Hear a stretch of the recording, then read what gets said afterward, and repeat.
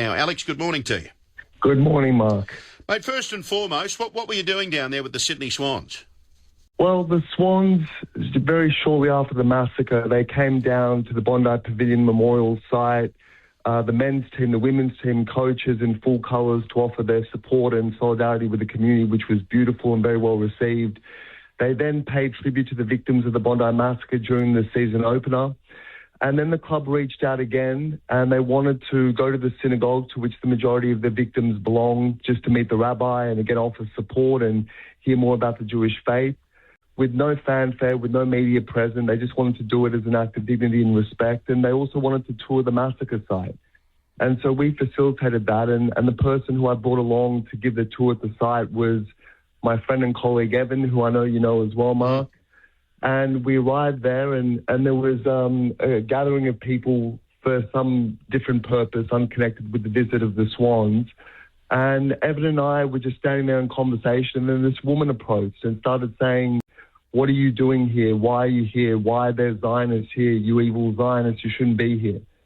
And, you know, over the last few years, and you and I have spoken about many of these incidents, Mark, I feel like we've seen and heard it all and we've copped a lot. But to have this woman in that sacred place speaking in that way was just astounding. And I really felt particularly for Evan. He's someone who was shot on that day. Evan and I lost close friends, people who we knew and loved our whole lives. And to have her desecrating a sacred place, a massacre site, and using that sort of language, it was abominable. And it shocked everyone who was around. The woman was roundly condemned. The police were conducting their patrols and they observed this and then spoke to her. So I think the way that it was dealt with was appropriate and correct. But just the fact that we have to keep dealing with this nonsense. And the Swans bore witness to it. And I think it just shows, you know, it's another important reminder of what goes on in our society sometimes.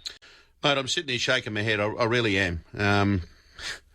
Archer Park, where 15 people died, lost their lives simply practising their faith, and some woman comes up to you and says that. It's... You know, one thing I've been saying, Alex, in recent weeks is that, and I spoke to your colleague, you're the other co-chief executive of the Council of Australian Jury, and I was talking about, you know, the fact that we keep referring to the fact we've got a Royal Commission, which is great. But there are more and more examples of anti-Semitism, and I would have thought Bondi and what happened on that infamous night back in December was a line in the sand, a wake-up call for this country. But the fact that a woman comes up to you, a respected Jewish community leader, and says that, it just proves nothing's changed.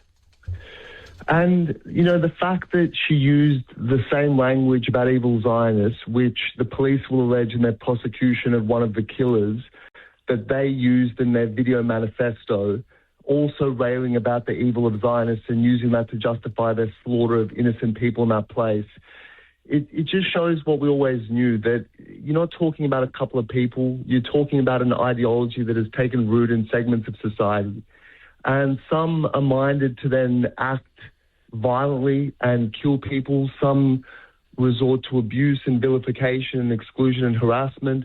But we're not dealing with something isolated, and that's why the Royal Commission process has been so important in airing all this. But I feel like the longer we go down that road, it shows that there are a lot of people among us who resent that process, resent any mention of anti-Semitism, and really believe with the harassment and vilification and sometimes with the murder of Jews.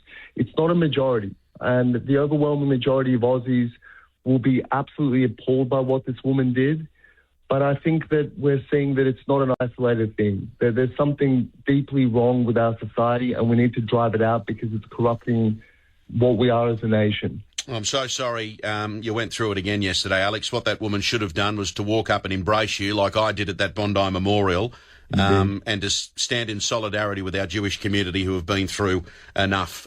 Mate, do me a favour, pass on my regards to Evan. And when I was down there, Evan pulled up his shirt and showed me where those 2 bullets entered his body on that night, and it's something I'll never forget. Much love to your community, Alex. I'm sorry again for what you've been through, mate, and we'll talk soon. Thank you, Mark. Really appreciate it. Thank you to your listeners as well. Thank you. Good on you, mate. Alex Ryvchin. Haven't they been through enough?